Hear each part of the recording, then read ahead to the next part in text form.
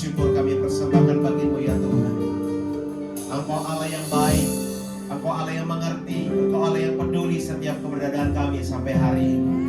Apapun keadaan kami sampai hari ini, kami tahu semua baik Tuhan lakukan bagi kami. Dan ketika kami melayangkan mata kami ke gunung-gunung, dari manakah datangnya pertolongan? Pertolongan itu datang hanya daripada Tuhan Allah yang sejati menyertai kami. Sebab hanya dengan Allah saja hati kami tenang, dan daripadanya lah kami dapatkan keselamatan, kehidupan yang kekal untuk selama-lamanya. Biar kiranya setiap kami yang hadir pada pagi hari ini, kami percaya kami mengalami perjumpaan bersama dengan Tuhan, karena hadirat Allah yang hadir menjamah memulihkan setiap keberadaan kami. Urapi kami Tuhan, apapun keadaan kami sampai hari ini, kami percaya ketika hati kami melekat bersama dengan Tuhan, kami pulang membawa kemenangan, kami pulang membawa kelepasan, kami pulang membawa damai sejahtera yang daripada Engkau Tuhan. Terpujilah nama-Mu Bapa, dalam nama Tuhan Yesus. Tuhan beribadah ini dari awal selesainya ibadah pertama bahkan ibadah kedua nanti Tuhan. Karena Tuhan berkenan, Tuhan hadir di tempat ini sehingga ada kuasa dan mujizat terus bekerja di tengah-tengah setiap kami yang hadir. Terpuji-pujilah nama-Mu, dalam nama Yesus kami berdoa dan bersyukur. Haleluya. Amin. Silakan duduk kembali dalam hadirat Tuhan Bapak Ibu Saudara. Sungguh hati kami terus melekat Engkau ya Tuhan. Kami tidak mau jauh daripada Engkau, dan kiranya kami selalu bersama dengan Engkau. Hanya dekat Allahku, rasa tenang hatiku.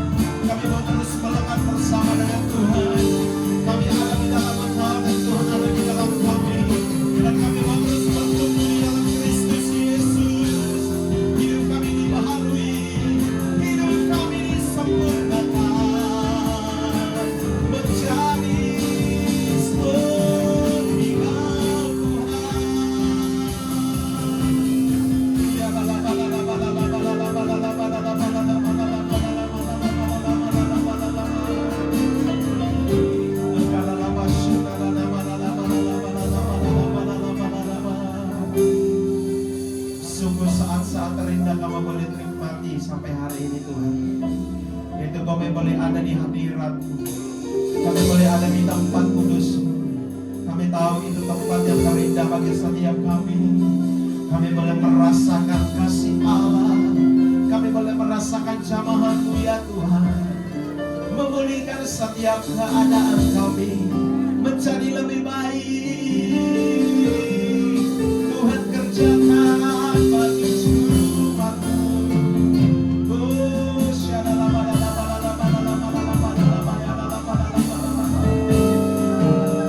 Tidak ada yang lain yang kami ingini selain Engkau ya Tuhan.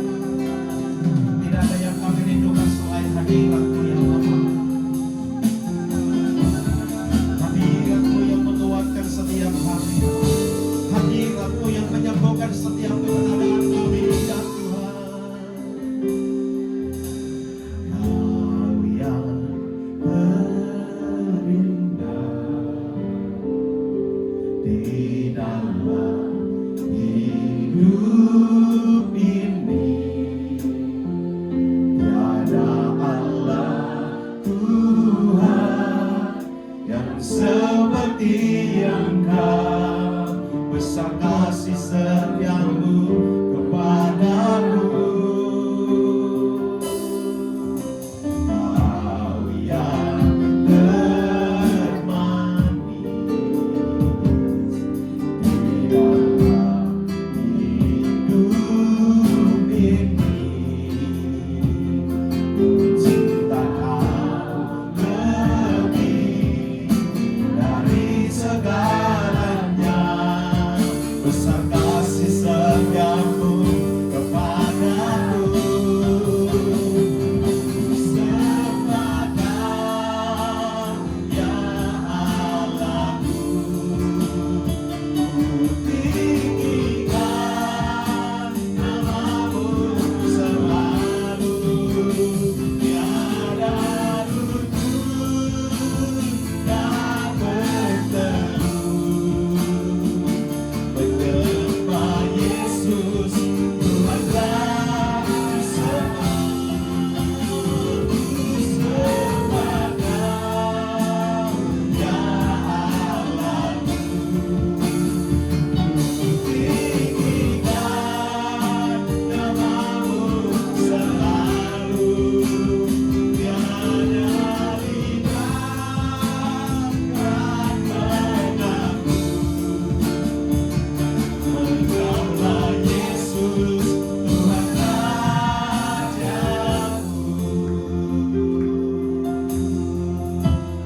Mari nyatakan kasihkan hormati kita katakan, Kau yang terindah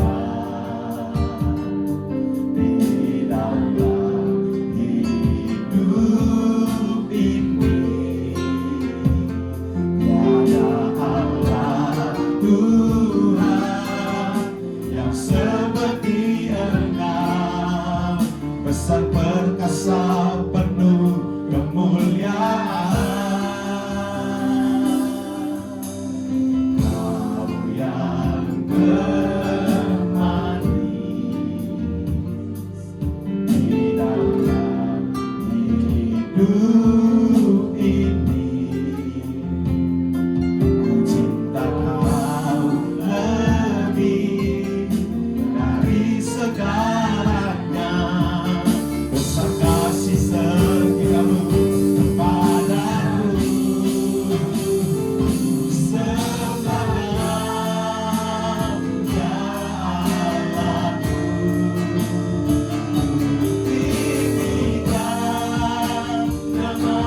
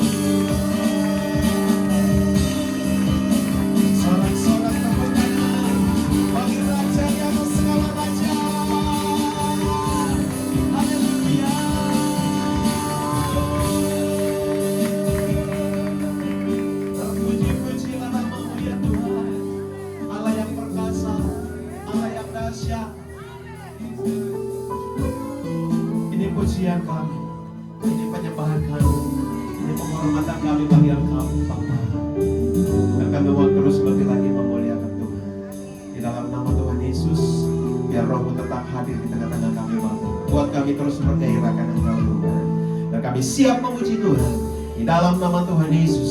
Yang siap memuji Tuhan bersama-sama kita katakan, boleh tepuk tangan yang meriah sekali lagi buat Tuhan kita. Haleluya.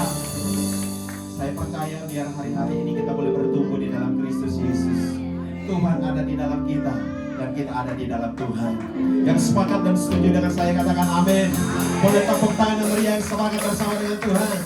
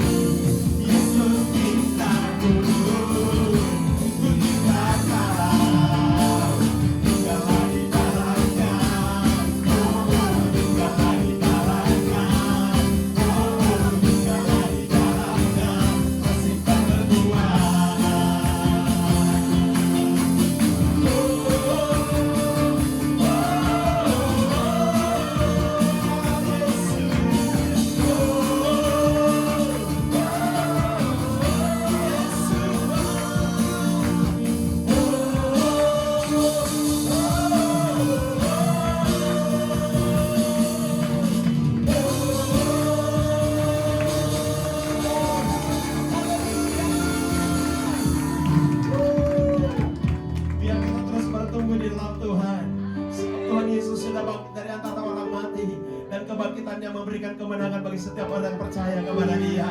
Yang berkemenangan boleh katakan amin. Amin. Yang berkemenangan boleh katakan sekali lagi apa yang bagi Tuhan dalam kita.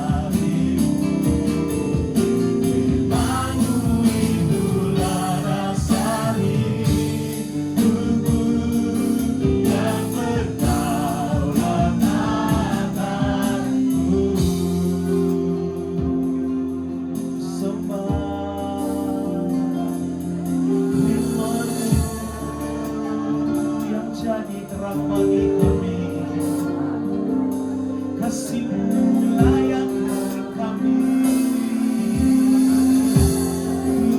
Merasakan segala zaman-Mu ya Tuhan. Kau yang genggam setiap hati kami, Kau yang genggam setiap tangan kami. Lebih dekat.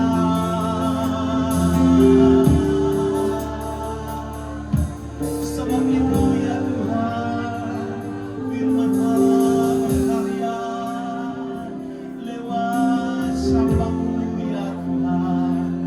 Kami yang hadir, kami berkati. Kami yang hadir, kami pulihkan lewat kuasa-Mu Yesus.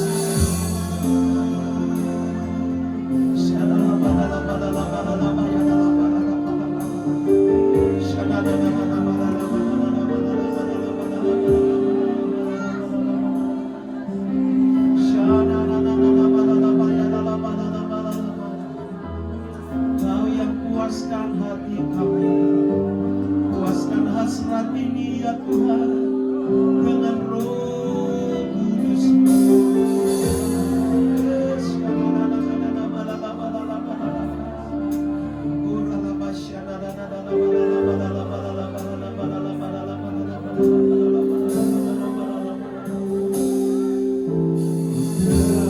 Terhubung denganmu, selalu melekat di hatiku.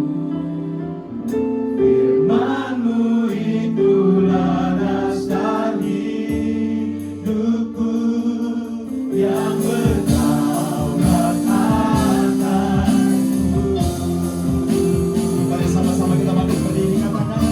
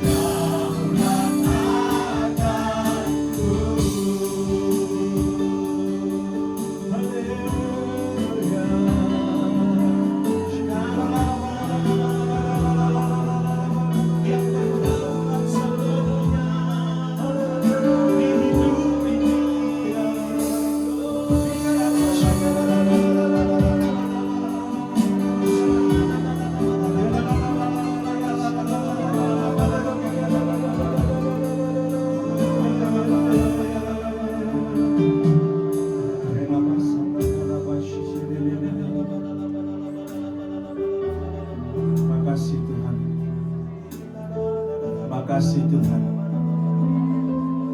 Makasih Tuhan. Kami bersyukur untuk anugerah dan kebaikan Tuhan dalam hidup kami. Makasih karena Kau melayakkan kami kembali. Kau membenarkan kami, Kau menebus kami. Kami yang harusnya mati oleh karena dosa kami, tapi Kau layakkan kembali oleh darah-Mu yang tercurah di kayu salib 2000 tahun yang lalu. Terima kasih Tuhan Yesus, terima kasih. Terima kasih ya Aba ya Bapa. Terima kasih ya Roh Kudus. Sampai hari ini Kau menuntun kami langkah demi langkah. Dan kami percaya pagi hari ini kalau kami bisa memuji memuliakan nama-Mu, itu juga karena anugerah dan kemurahan-Mu. Dan sebenarnya duduk diam mau dengarkan firman-Mu, Kau urapi hamba-Mu, urapi setiap jemaat yang hadir Tuhan pada pagi hari ini. Biarlah kami punya sikap hati seorang murid yang hatinya mau dibentuk, hatinya mau diproses sehingga menjadi semakin serupa dengan Kristus. Berbicaralah Tuhan oleh hamba-Mu. Kami buka hati, pikiran, telinga kami. Tolong kami untuk mendengarkan, tolong kami untuk mengerti, dan lebih penting lagi dengan kuasa Roh Kudus, tolong kami melakukannya dalam hidup kami. Kami siaplah menerima firman di dalam nama Tuhan Yesus. Sama-sama kita katakan amin. Amin. Selalu bertemu saudara. Shalom. Shalom. Apa kabar semuanya? Puji Tuhan, puji Tuhan. Bapak yang berkati dan pujian penyembahan kita naikkan tadi. Boleh kasih tepuk tangan buat Tuhan kita sekali lagi. Terima kasih teman-teman tim Praise and Worship, luar biasa. Wow, gereja ini punya potensi anak-anak muda yang luar biasa. Ini teman-teman saya lama, Pak Pendeta Indriatmo ini. Dulu sama-sama pendekar, sekarang juga sama-sama pendeta juga. Gitu ya. Kalau bukan Boksu Indriatmo yang mengundang, belum tentu saya sampai ke tempat ini, gitu ya. Ini semua karena anugerah Tuhan. Dan pagi hari ini saya mau sharing firman Tuhan yang saya beri judul Ikut Yesus Sepenuh Hati. Nah, memang Bapak Ibu Saudara, di dalam tema daripada gereja di 18 ini bicara soal karakter, bicara soal pembentukan, dan mengikut Yesus sepenuh hati memang sebuah proses pembentukan karakter juga. Ya, itu kenapa? Karena setiap dari kita, tujuan kita bukan menjadi orang yang diberkati saja. Tujuan akhir kita bukan jadi orang yang diberkati dengan berlimpah, bukan itu tujuannya. Tujuan akhir kita adalah kita masuk ke reuni lagi dengan Tuhan Yesus di Yerusalem yang baru. Yang percaya katakan amin. Dan untuk sampai ke sana ada sebuah proses kehidupan yang perlu kita jalani. Bapak Ibu Saudara, saya nggak tahu berapa banyak Bapak Ibu Saudara sudah mengenal istilah ini, tapi ada sebuah proses keselamatan yang Tuhan kerjakan dalam kehidupan kita. Ada 3 tahapan proses keselamatan. Yang pertama adalah justification, pembenaran, yang dibenarkan, kita yang harusnya mati oleh dosa kita, tapi kita dilayakkan, kita dibenarkan, bukan karena kuat gagah kita, bukan karena kita bisa cari jiwa, bukan karena kita pintar cari duit dan kita bisa nyumbang buat pekerjaan kerajaan Allah, bukan itu. Tapi kita dibenarkan oleh karena iman kita kepada Kristus. Lalu akan ada sebuah proses yang saudara dan saya jalani sepanjang kita hidup di dunia ini, yang namanya proses sanctification, proses pengkudusan. Karena kita nggak mungkin masuk dalam Yerusalem yang baru kalau hidup kita nggak kudus, nggak bisa, gitu ya. Ada sebuah proses pengkudusan yang harus kita kerjakan, gitu ya. Sehari demi hari diproses semakin serupa dengan Kristus. Dan nanti ada tiba waktunya kita akan mengalami glorification. Kita akan dimuliakan, tubuh kita akan diberi tubuh kemuliaan, dan kita bisa reuni kembali dengan Tuhan Yesus di Yerusalem yang baru. Yang setuju katakan amin. Nah, untuk selama proses sanctification ini Bapak Ibu Saudara, itu kita harus punya sikap hati yang mau dibentuk. Katakan sama-sama dibentuk. Kenapa kok harus ikut Yesus Bapak Ibu Saudara? Izin saya turun dari mimbar sebentar. Saya mau kasih penggambaran Bapak Ibu, gitu ya. Saya pinjam teman saya Pak Indri, gitu ya, Pak Pendeta Indriatmo. Waktu pertama kali Allah sudah ada, sebelum semuanya ada, Allah menciptakan dunia. Lalu kemudian Allah menciptakan isinya, tumbuhan, ikan segala macam. Lalu Allah menciptakan manusia. Berapa yang diciptakan? Yang diciptakan berapa? Satu. Jadi 2. Siapa namanya? Nah, pinjem Bapak, nuwun sewu Ibu, ya. Ceritanya jadi Adam dan Hawa, gitu ya. Nah, monggo Ibu maju juga. Iya, ini hanya perlambang saja, gitu ya. Lalu Allah menciptakan mereka di depan sini, ngadep ke sana. Ya, begitu ya. Lalu Allah memberkati mereka. Monggo Pak Pendeta tumpangkan tangan, gitu ya. Adam dan Hawa diciptakan segambar dan serupa dengan Allah. Dan kemudian Allah memberkati mereka, dan kemudian Allah berfirman, beranak cucu, bertambah banyak, penuhi bumi. Supaya apa? Supaya bumi dipenuhi dengan manusia-manusia ilahi yang diciptakan oleh Allah, yang segambar dan serupa dengan Allah. Sehingga semua makhluk di bumi selain yang Tuhan ciptakan, berarti sudah ada gitu ya, itu bisa mengerti, oh Allah itu seperti ini. Itu tujuan semula, gitu ya. Tapi kita sama-sama tahu gitu ya, ada dosa yang masuk, mohon maaf. Minta tolong Kak. Ya. Dia bukan setan, tapi pura-pura jadi setan dia hari ini, gitu ya. Nah, oleh karena bujuk rayu si iblis, maka yang tadinya, Pak Pendeta, yang tadinya terkoneksi manusia dengan Allah, sehingga Adam dan Hawa punya gambar serupa, segambar serupa dengan Allah, dirusakkan. Kamu menyelak ke tengah-tengah, dan bukan cuma dirusakkan, tapi dijauhkan, sehingga Adam dan Hawa tidak lagi punya naturnya Allah. Koneksinya putus. Dan bahkan Adam dan Hawa kemudian menjadi manusia yang memiliki kecenderungan untuk berbuat dosa. Sehingga sampai hari ini Bapak Ibu Saudara, anak kecil itu nggak usah diajarin untuk egois. Betul Pak? Betul? Betul. Ya kan? Nggak ada yang ngajarin loh. Anak kecil umur 1 tahun, 2 tahun udah mulai bisa mainan. Nggak usah diajarin. Itu kalau dia habis mainan, dia pegang satu mainan, terus dia bosen, dia taruh. Terus ada mainan yang lain lagi, dia mainin mainan yang baru. Terus ada mainan yang tadi, ada anak lain pegang mainan yang tadi, dia langsung apa? Marah, punyaku. Gitu. Siapa yang ngajarin? Apakah bapak ibunya? Saya percaya enggak. Itu bukti bahwa manusia terlahir dengan natur dosa. Terima kasih bapak ibu. Terima kasih, tepuk tangan buat jemaat-jemaat Tuhan dan hamba Tuhan yang luar biasa. Itu kenapa Bapak Ibu Saudara perlu Yesus datang ke dunia untuk mengkoneksikan kembali manusia dengan Allah. Untuk menuntun supaya manusia terkoneksi dengan Allah. Karena perbuatan baik kita kayak apapun Bapak Ibu, tidak pernah akan bisa menebus kita dari upah dosa kita, yaitu maut. Hanya dengan anugerah, cuman Yesus sang anak yang diberi tugas oleh Bapa untuk menyambungkan kembali, mengkoneksikan kembali manusia dengan Allah Bapa. Yang mengajarkan kepada kita semua, Yesus ini, kamu tuh mesti ke sana nyembahnya. Jangan ke yang lain. Jangan ikutin nilai-nilai dunia. Jangan ikutin kesombongan kamu, kedagingan kamu. Ikut nyembahnya kepada Tuhan. Nah, karena Yesus yang dapat mandat untuk menyambungkan kembali antara manusia, menghubungkan manusia dengan Allah, maka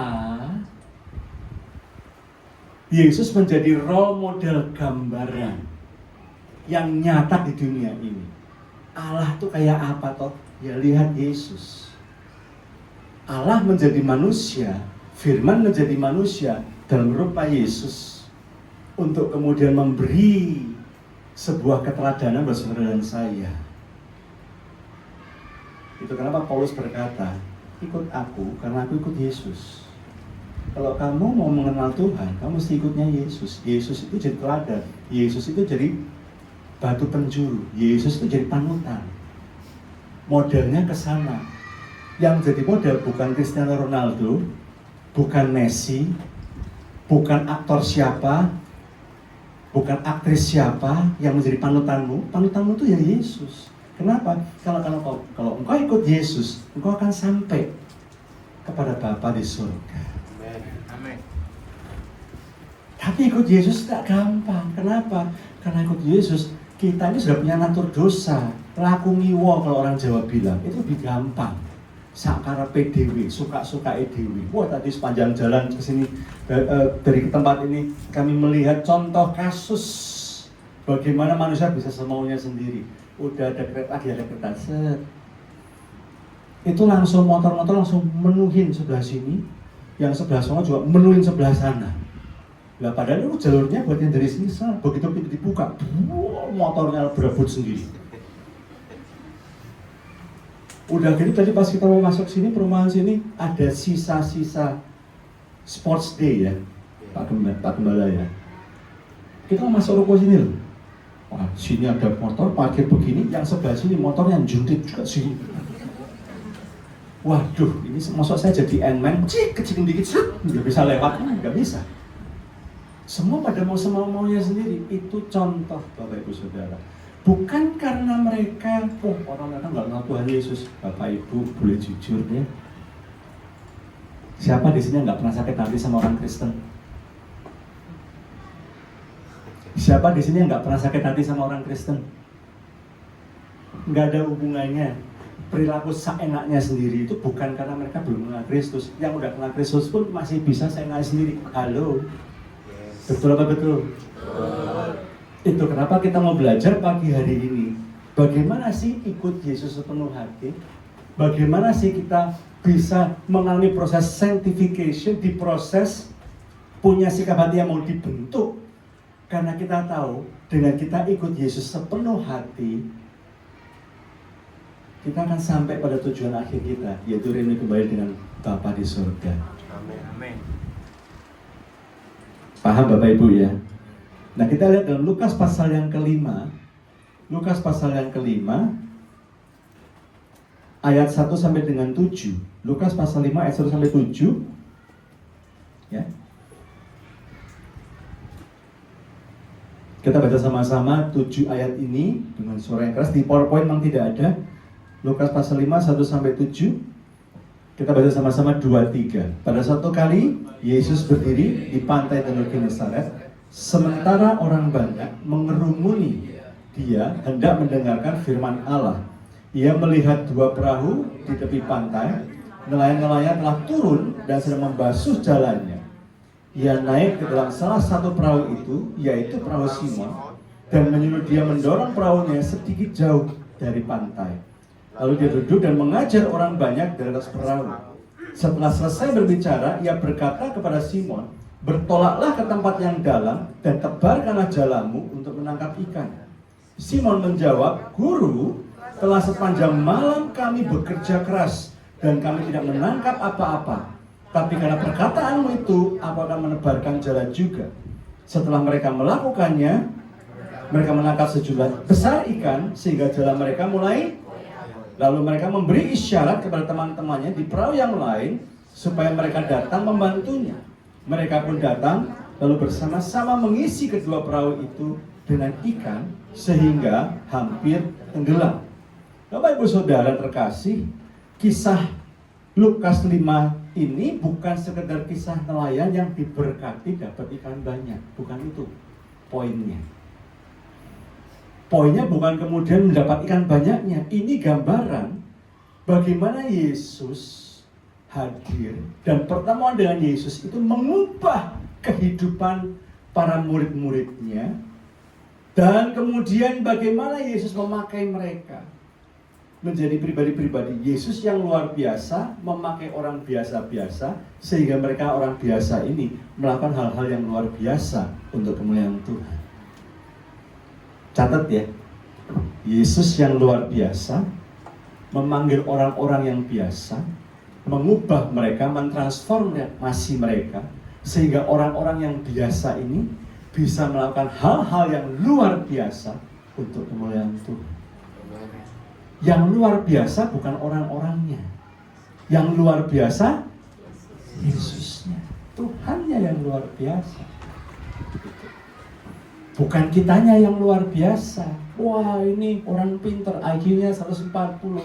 Ya, so wah, orang ini pinter, temannya koneksi-koneksi jenderal, bintang 3, bintang 7 segala macam.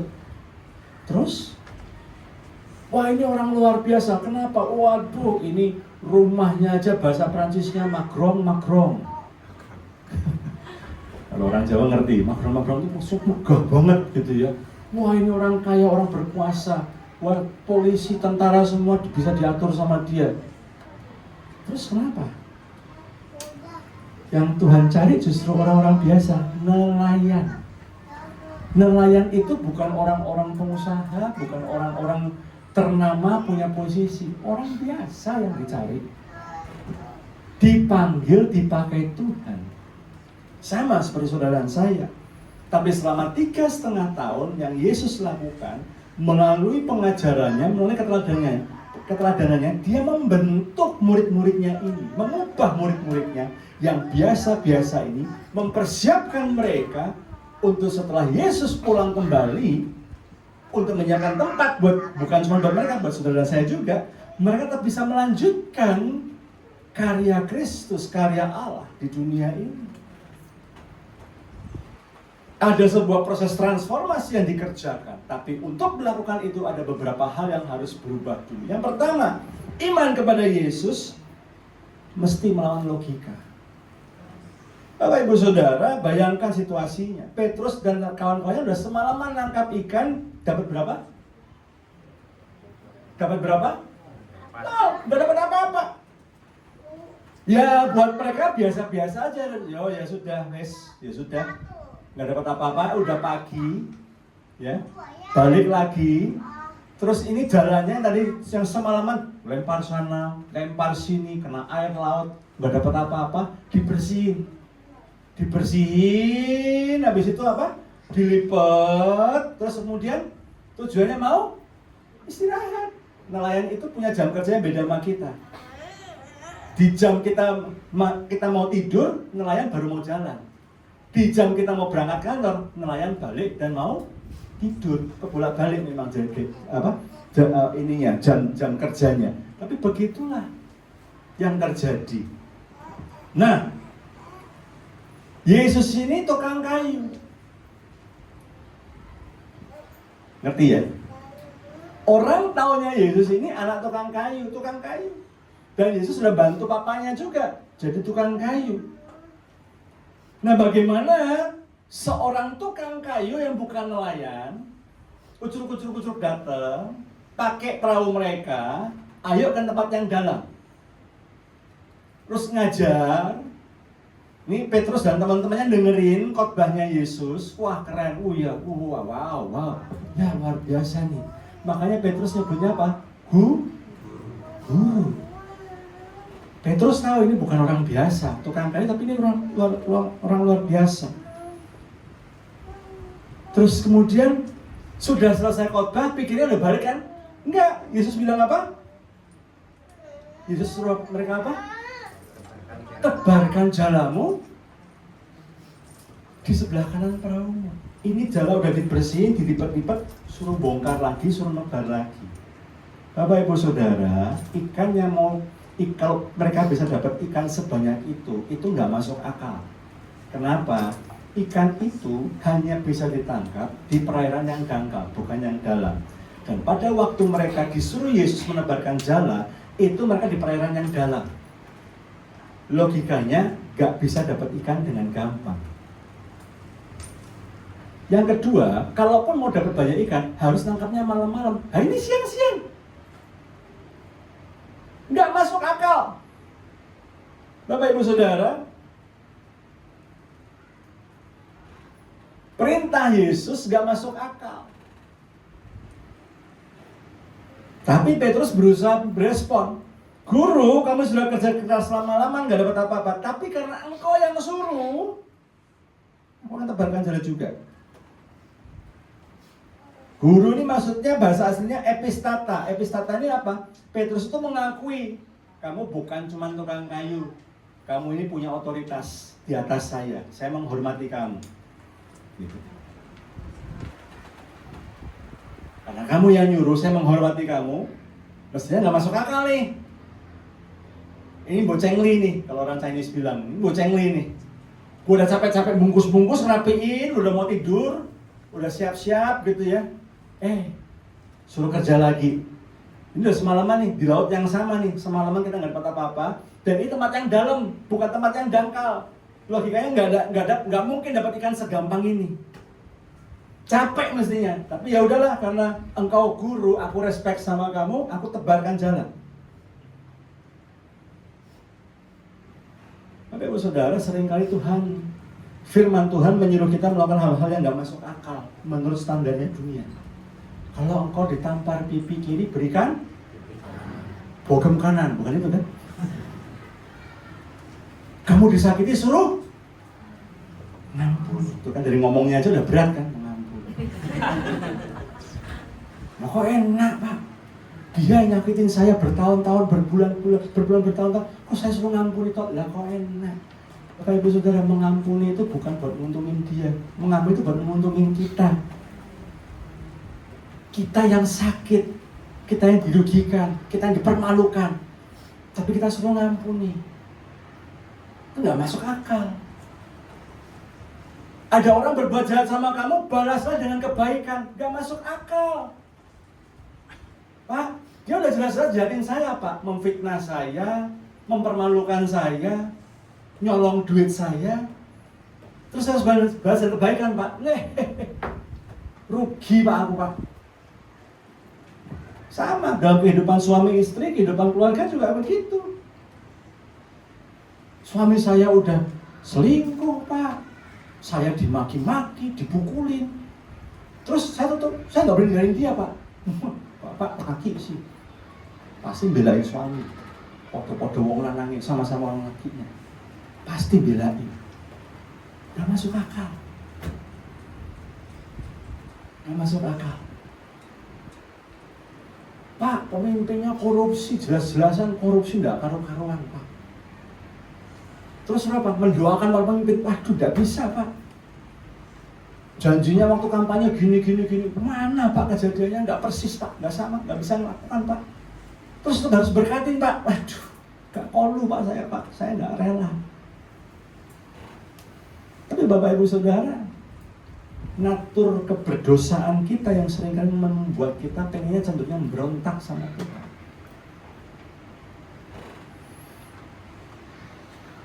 Padahal Bapak Ibu Saudara, Tuhan memberikan firman, Tuhan memberikan aturan, Tuhan memberikan tuntunan yang kalau kita lakukan, kita nurut sama tuntunan itu, kita akan sampai.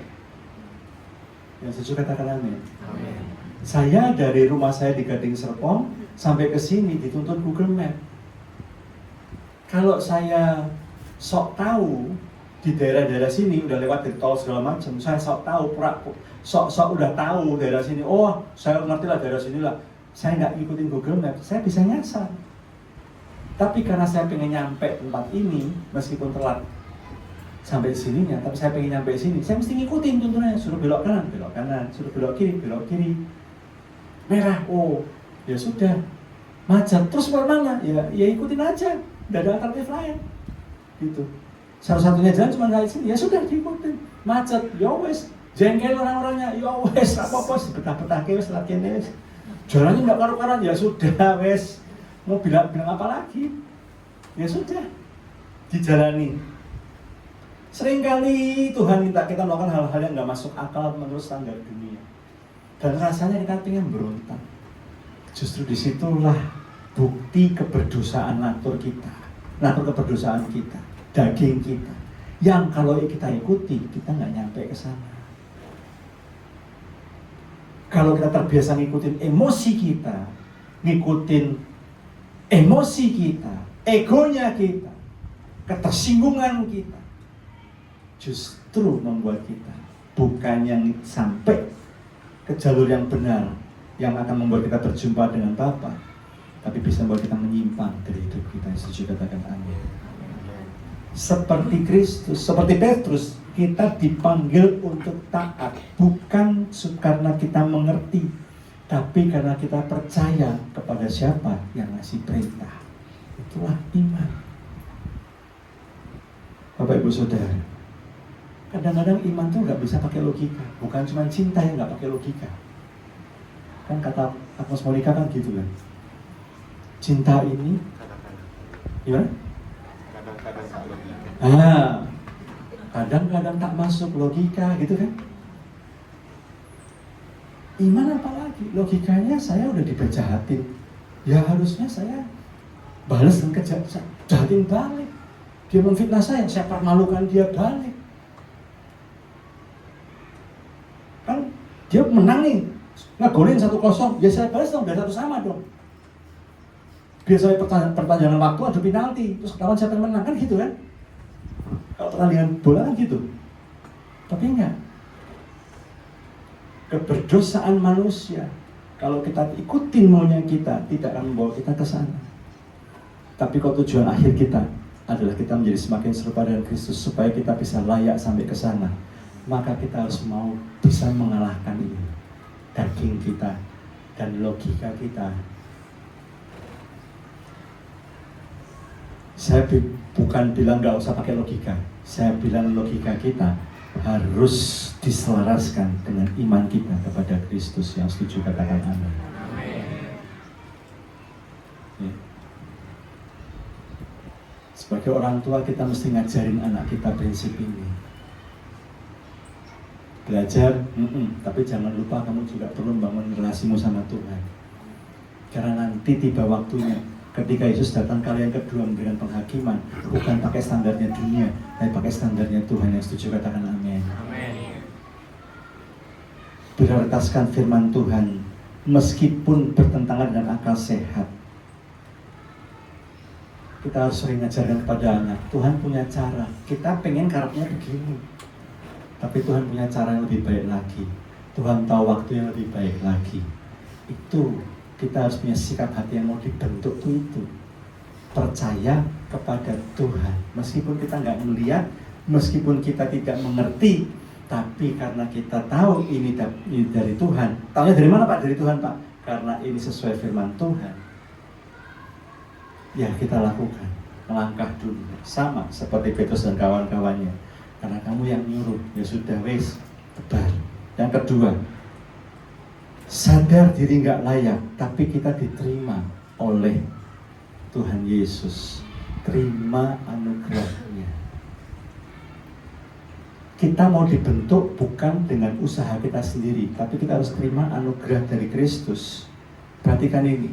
Ketika jalan mereka penuh ikan sampai hampir tenggelam, Petrus justru jatuh berlutut dan berkata, Tuhan, pergilah daripadaku karena aku orang berdosa.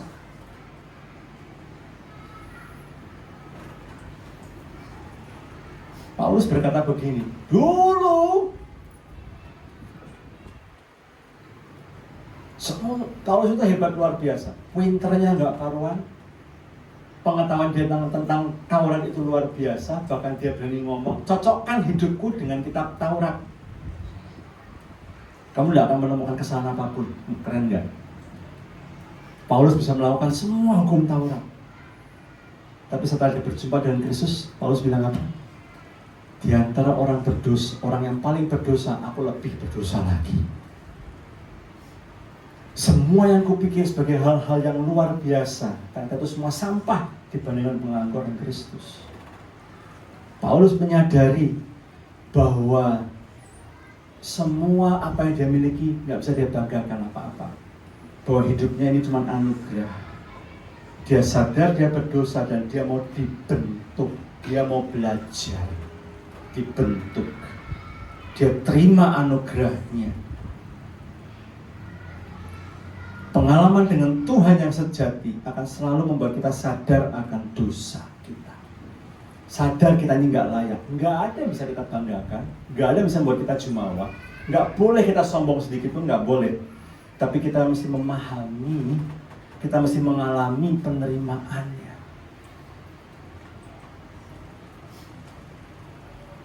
Selama kita masih bekengkeng, waduh bahasa Ibrani saya keluar lagi. Selama kita masih ngotot pakai caranya kita, selama kita masih ngotot pakai pemikiran kita, selama kita masih ngotot pakai maunya kita, maka sulit untuk kita dibentuk. Kita harus mau memberikan hidup kita sepenuhnya untuk diproses. Katakan sama-sama diproses. Diproses enak nggak Bapak Ibu? Diproses enak nggak Bapak Ibu? Dipukulin, ditempa, disesat, digesekkan, dibenturkan, diproses supaya kita sadar bahwa ada dalam diri kita yang belum beres, yang harus dibereskan terus. Selama kita mempertahankan ego kita, kita mempertahankan luka kita nggak akan pernah bisa maju. Bapak Ibu. Pernah sekolah semua ya? Ya. Kalau ulangan, jawaban kita banyak salahnya. Nilai kita baik atau enggak? jelek. Kalau nilai kita jelek, bisa naik kelas nggak? Supaya kita naik kelas, supaya kita lulus, berarti kita harus nilainya apa? Nilai baik itu kapan sih? Nilai baik itu kalau jumlah jawaban kita yang benar lebih banyak daripada jumlah jawaban yang salah. Tapi nilai kita jawabannya salah terus, juga lulus-lulus. Jadi kalau Bapak Ibu Saudara punya teman-teman di luar sana ya, di sini saya baik-baik semua di sini soalnya. Oh, kalau saya ngamin sih, enggak ada yang amin. Ada orang yang ngomelnya begini, kok hidupku gini-gini aja ya, muter-muternya sini aja terus, masalahnya ini aja terus. Sebelum nyalain orang tua, sebelum nyalain orang lain, sebelum nyalain bos, nyalain siapa-siapa, coba pas nunjuk kan yang 3 ke sini ya. Lihat ke diri sendiri, jangan-jangan jawaban saya salah. Jangan-jangan respon saya ketika diberhadapkan masalah ini masih salah jawabannya. Makanya saya remedial terus. Makanya saya ngulang terus. Karena jawaban saya masih salah.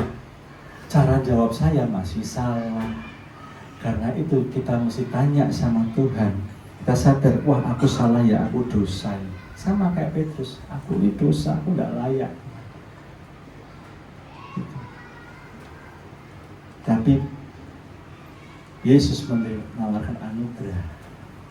Ketika kita sadar kita salah, kita sadar kita berdosa, kita mesti minta ampun sama Tuhan dan kita menerima anugerah itu dengan iman. Karena firman Tuhan berkata, begitu engkau tahu kau berdosa dan engkau bertobat itu engkau mengaku engkau salah, dan kemudian ada perubahan yang terjadi, engkau berubah.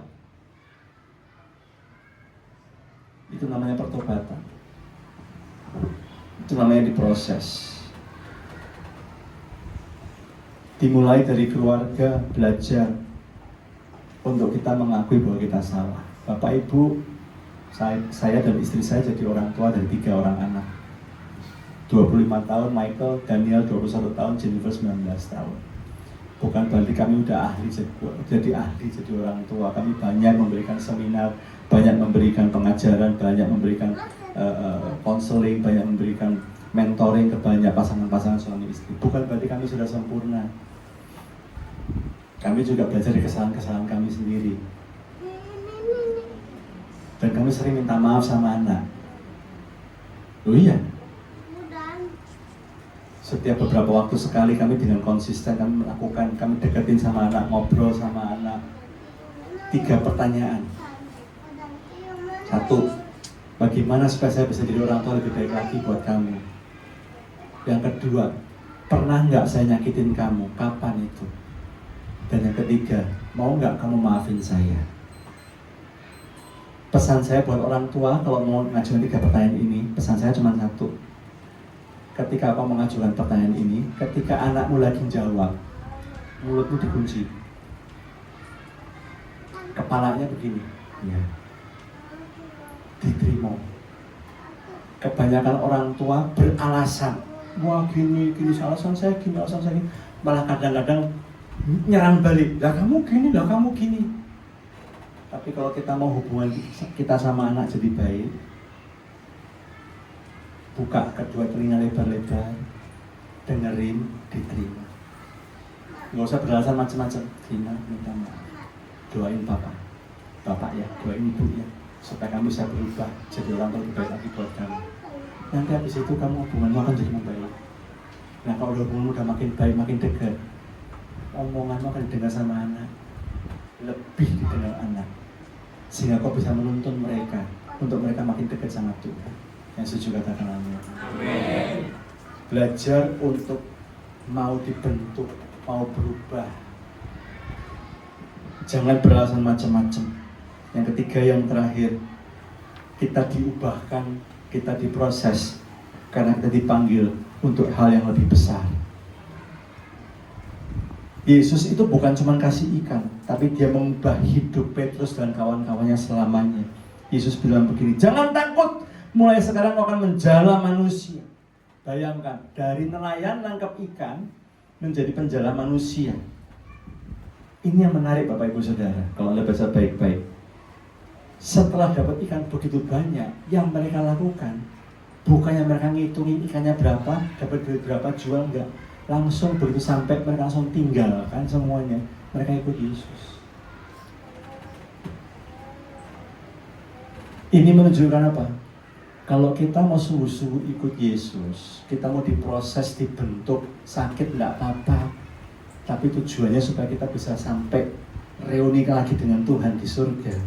Maka kita perlu melepaskan hal-hal yang tampaknya enak buat kita. Melepaskan hal-hal yang tampaknya membuat kita justru malah dianggap sama dunia ini. Berani melepaskan itu. Konsep kita tentang keberhasilan, kesuksesan harus berubah. Yang setuju katakan amin. Konsep kita nggak bisa lagi cuma angka. Ukuran keberhasilannya apa? Oh jumlahnya begini. Oh pendapatan kamu jadi naik. Oh rumah kamu jadi makin besar. Oh misalnya kalau gereja misalnya ya, oh jumlah jemaatmu jadi makin banyak. Wah berarti kamu disertai Tuhan. Bukan itu. Bukan itu tujuan akhirnya. Jumlah jemaat makin banyak sekalipun, jumlah pendapat makin banyak sekalipun, pertanyaannya, hidupmu menjadi semakin serupa dengan Kristus? Enggak. Itu jemaat yang Tuhan kirim kepadamu sebagai hamba Tuhan dan sebuah gereja jadi makin serupa dengan Kristus? Enggak. Itu yang lebih penting. Hidupmu dan anak-anakmu semakin kau tuntut memuridkan semakin serupa dengan Kristus? Enggak. Itu yang lebih penting. Bukan masalah punya rumah makin besar, bukan masalah punya mobil makin bagus, bukan masalah punya duit makin banyak, bukan itu tujuan akhirnya. Itu semua cuma tambahan yang Tuhan bisa berikan. Yang setuju katakan amin. Amin. Tapi yang penting adalah apakah engkau, pasanganmu dan anak-anakmu tegak lurus enggak sama Tuhan? Hidupmu memuliakan Tuhan enggak? Karena kalau cuma sekedar kaya, berhasil, sukses, gak harus ikut Tuhan Yesus. Betul? Betul?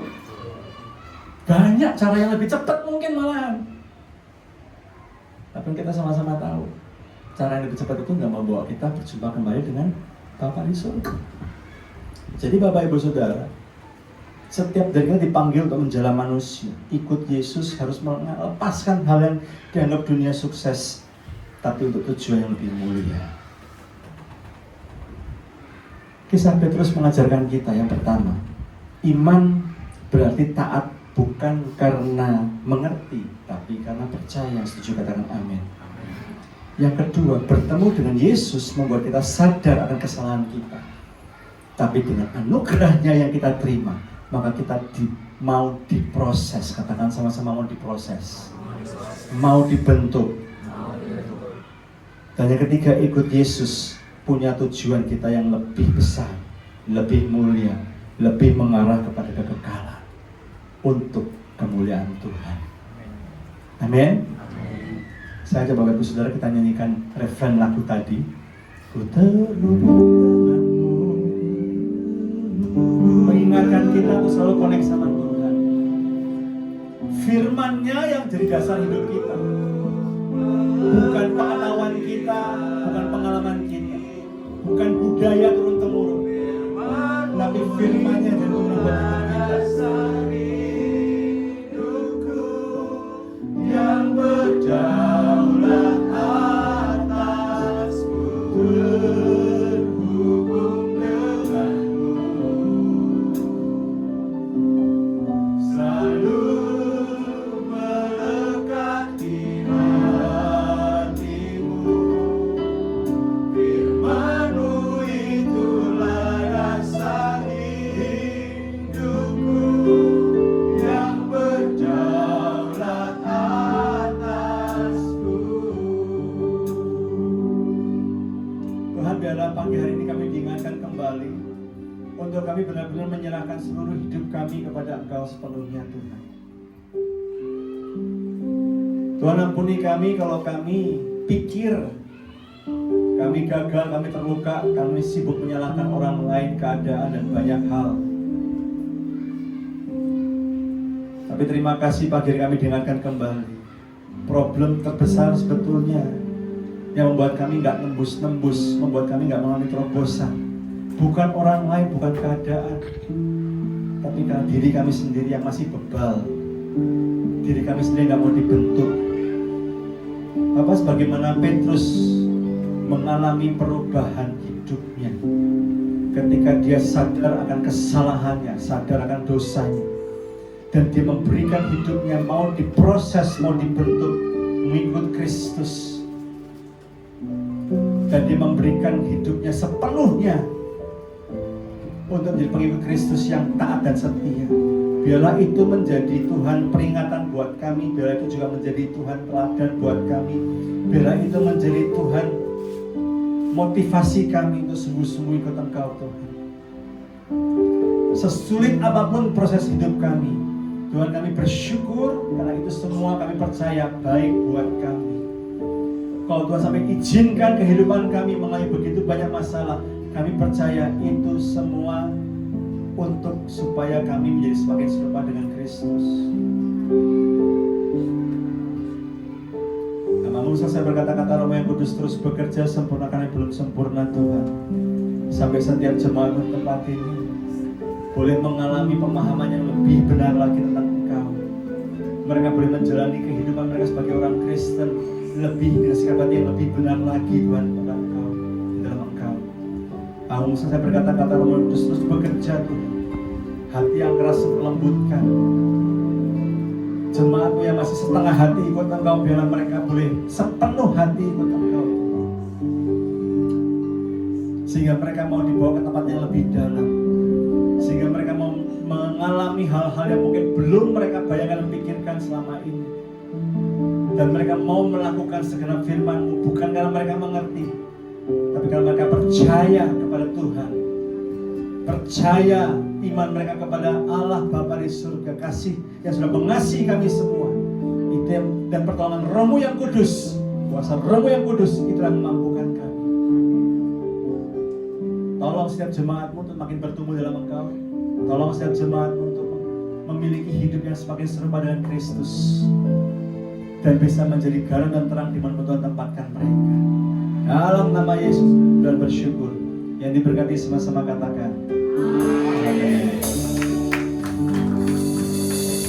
Haleluya. Tuhan, saya percaya sungguh diberkati Tuhan, firman Tuhan pagi hari ini. Yang diberkati katakan amin. Amin. Mungkin ada Bapak Ibu Saudara yang baru pertama kali hadir pada pagi hari ini, kami rindu mengenal. Kalau ada boleh angkat tangannya. Haleluya. Tidak ada semua jemaat yang setia, biar kita boleh bersama-sama dalam membawa jiwa baru bersama-sama memuji Tuhan di tempat ini. Puji Tuhan. Kita akan mendengarkan pengumuman melalui multimedia.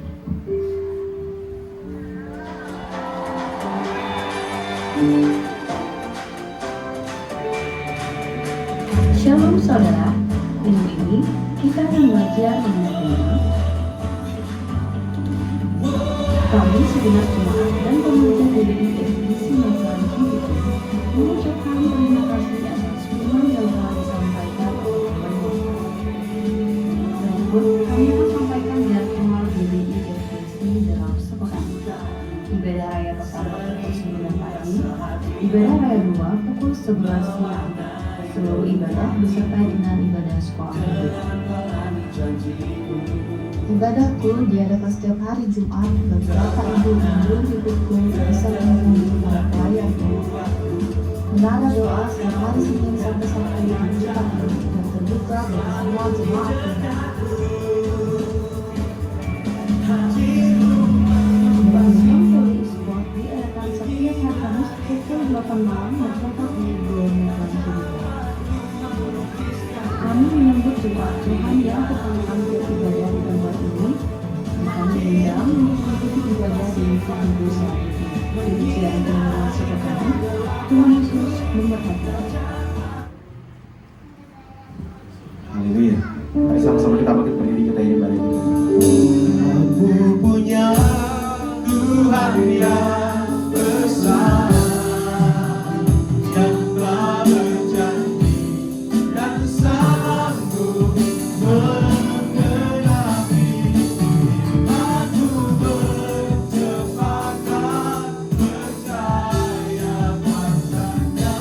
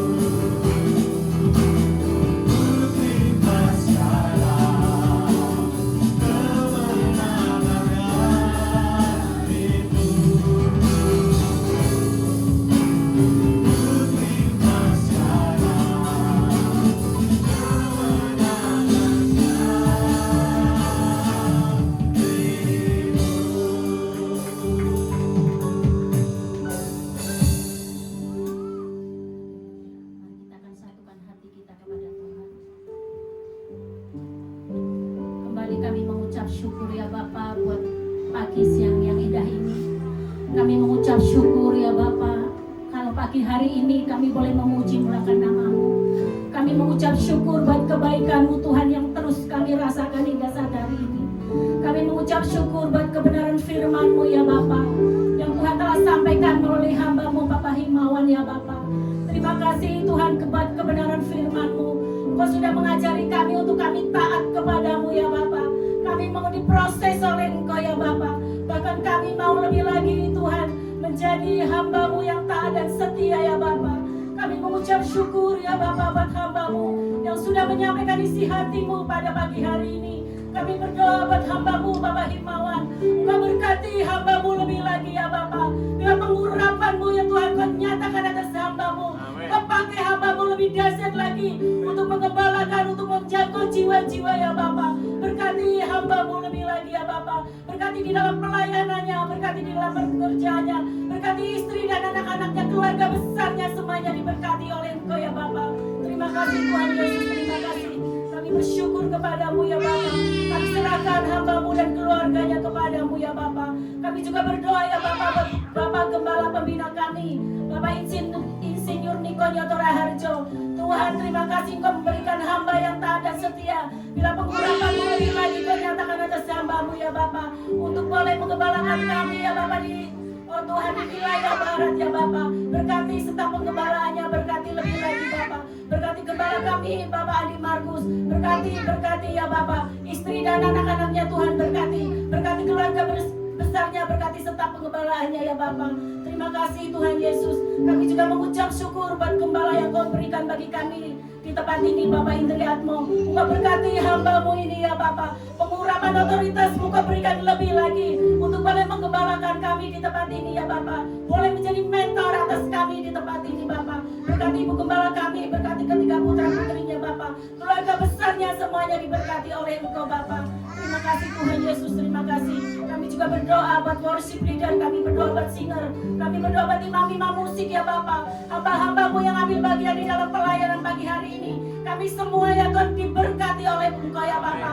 Sempurnakan setiap pelayanan kami ya Bapa. Terima kasih Tuhan Yesus, berkati jemaat-Mu, berkati kami semua ya Bapa. Berkati bangsa negara kami, aparat yang tertinggi sampai ya tingkat RT RW ya Bapa. Presiden, wakil presiden, hikmat pemimpin Kau berikan atas bangsa kami ya Bapa. Terima kasih Tuhan Yesus, terima kasih. Turunkan damai sejahtera-Mu atas bangsa negara kami ya Bapa. Terima kasih Bapa, berkati persembahan kami, sucikan kuduskan persembahan kami. Berkati tangan-tangan yang sudah memberi, berkati tangan-tangan yang mengelolanya Bapa. Terima kasih Tuhan Yesus, kalau sebentar kami mau pulang Bapa, kami mau menerima berkat dari hamba-Mu dan kami mau berdoa sebagaimana doa yang sudah Kau ajarkan kepada kami. Bapa kami yang di surga, dikuduskanlah namamu, datanglah kerajaan-Mu, jadilah kehendak-Mu di bumi seperti di surga. Berikanlah kami pada hari ini makanan kami yang secukupnya, dan ampunilah kami atas kesalahan kami, seperti kami juga mengampuni orang yang bersalah kepada kami. Dan janganlah membawa kami dalam pencobaan, tapi lepaskan kami daripada yang jahat. Karena kelemahan kerajaan dan kuasa dan kemuliaan sampai selama-lamanya. Sidang jemaat yang dikasih oleh Tuhan Yesus, Engkau adalah biji mata Tuhan. Kasih Tuhan ada padamu. Engkau diutus ke tengah-tengah umat manusia, ke tengah-tengah dunia, supaya menyatakan kasih Tuhan, menyatakan kuasa dan keselamatan Tuhan. Bertumbuhlah di dalam pembaharuan budimu. Untuk itulah, terimalah berkat Tuhan. Angkat kedua tanganmu dan aminkan setiap perkataan berkat ini. Tuhan memberkati engkau. Tuhan berkati suami, istri, anak-anak, cucu-cucumu. Tuhan memberkati rumah tanggamu dan finansialmu. Tuhan memberkati sekolah dan studimu. Tuhan memberkati setiap pekerjaan dan usahamu. Apapun yang engkau rencanakan, apapun yang engkau lakukan, Tuhan membuat semuanya berhasil. Kasih karunia dari Allah Bapa dan damai sejahtera dari Tuhan Yesus, serta persekutuan yang manis dengan Roh Kudus menyertai kehidupanmu dari sekarang sampai Maranatha. Tuhan Yesus datang 2 kali menjemput kita di awan-awan yang permai, bahkan sampai selama-lamanya. Semua yang percaya dan sudah diberkati katakan amin. Kiranya